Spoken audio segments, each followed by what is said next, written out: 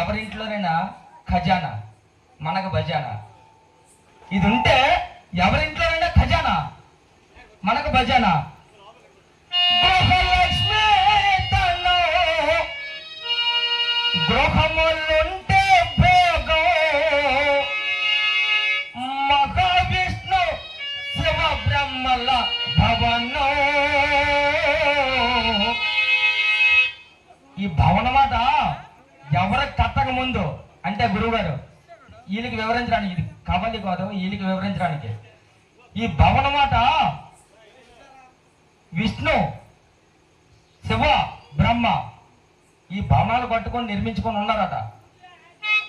ఇప్పుడు నీటిలో పుట్టిన తర్వాత కూడా నీటిలో పుట్టినటువంటి వాడు అయినా నీటిలో పుట్టిన తర్వాత కూడా భవనం నిర్మించుకున్నాడట. మహావిష్ణు శివ బ్రహ్మల భవనం.